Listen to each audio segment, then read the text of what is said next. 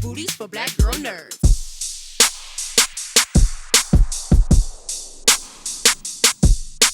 Oh. Hi guys, how are y'all doing today? Good. We're good. This movie is so awesome, so I'm excited to talk to you guys about it. Thank you. Thank you. Jack, I'll start with you. We typically get you in these like really like good guy roles. Every now and then there'll be someone that comes along that just shocks us with their transformation, like Ryan Reynolds when he did Amityville Horror. Oh.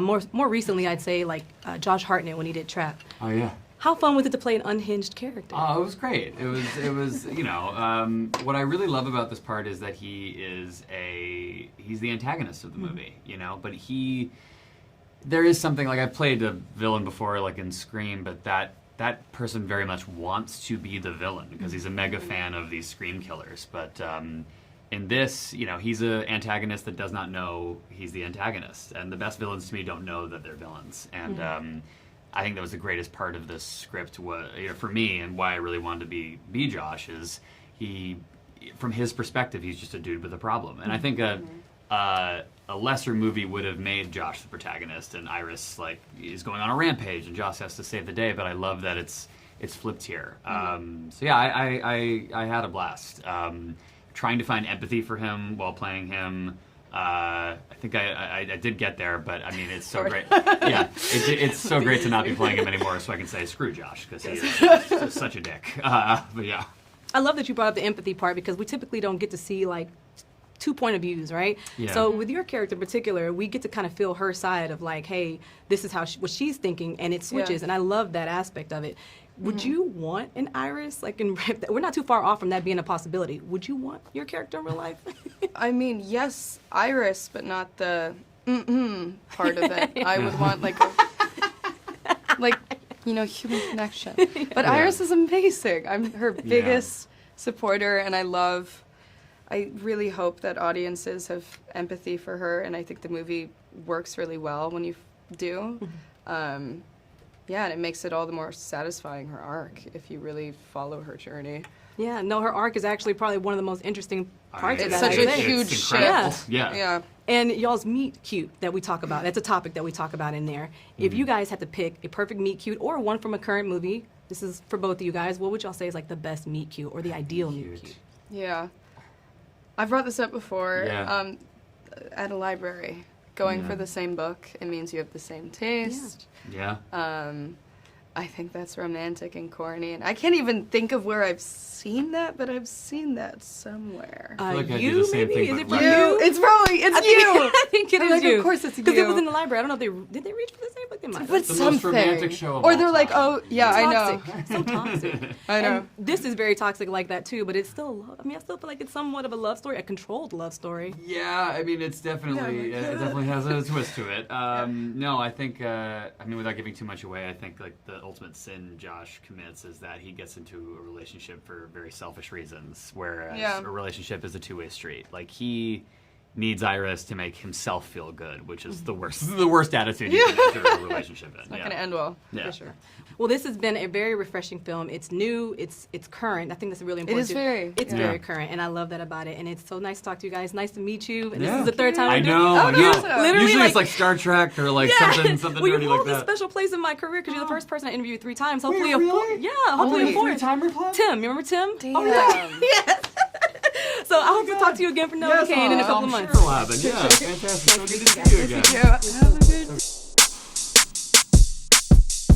Hi, Drew. It was nice to talk to you. Nice to talk to you too. I just saw the movie yesterday, and I have a couple of friends that had seen it, and they were just super tight-knit, so I was glad that I can talk to somebody about it. Great. Did you watch any of the trailers or anything? Did you? So I'm glad you brought that up. Yeah. I had only seen the first trailer. And then when I saw the second one, I was like, oh, that's not where I thought this was going. Like, not even a little bit. So Yeah, great. really, really good. Great. A lot of stuff that was hidden. Yeah. So I definitely want to touch on that.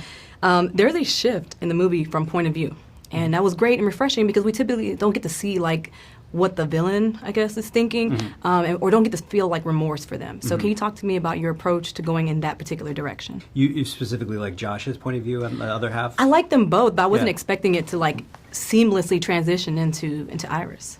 Yeah. I mean, that just, you know what, like, funny thing is, like, the fact that, like, the Barbarian team, like, became involved in this movie. Like, I had gotten a copy of Barbarian slipped to me when I was writing Companion. Okay.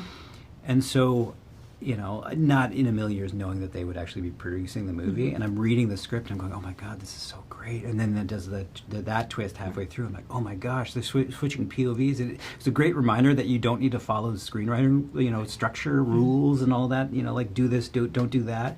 And that you could just, as long as you're entertaining yourself, you know, you're probably going to entertain other people. So like the serendipity of them becoming involved in the movie, and the fact that it like inspired me to just, you know, do the same thing for Companion, being like, okay, if I'm entertaining myself, I'm probably going to entertain other people. That's great. Like you can do POV switches. You can, you know, you can play with the rules of what a movie can be. And yeah, as long as you're entertaining yourself, you're probably entertaining other people.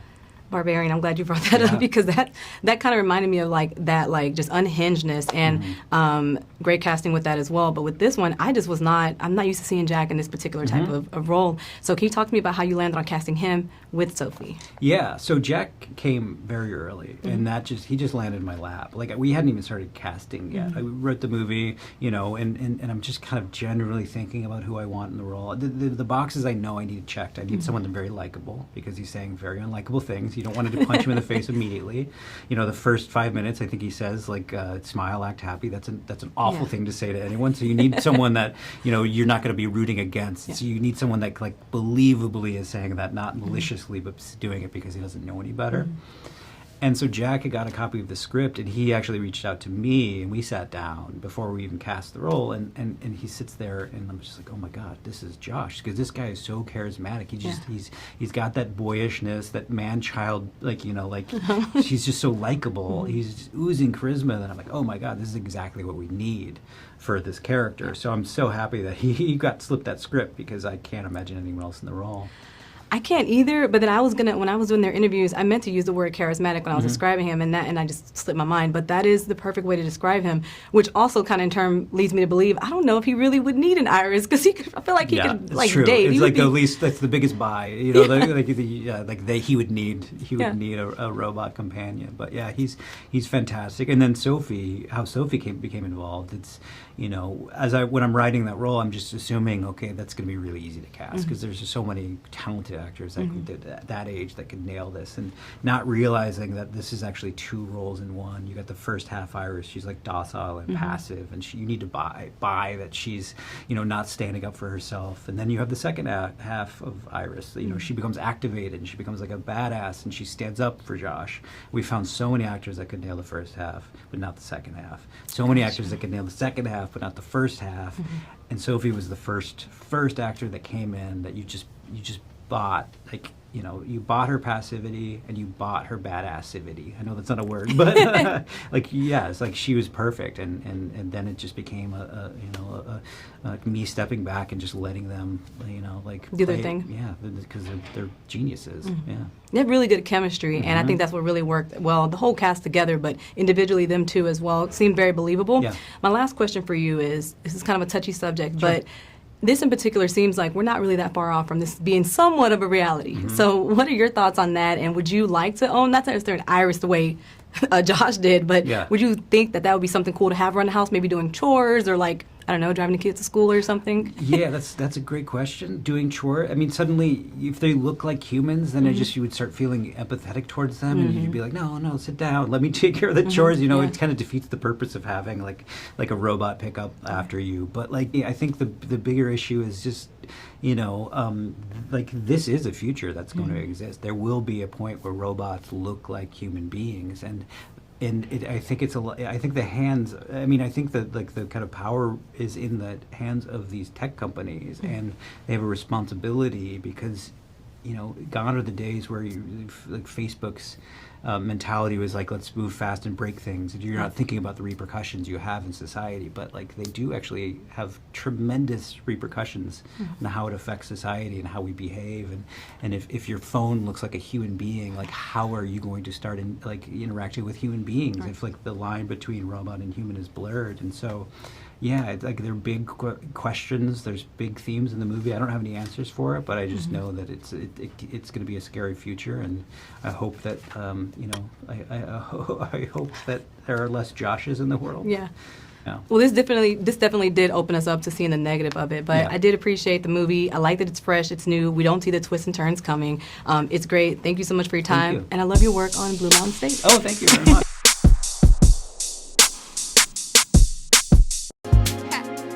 Better shake your booties for black girl nerves. Better shake your booties for black girl nerves.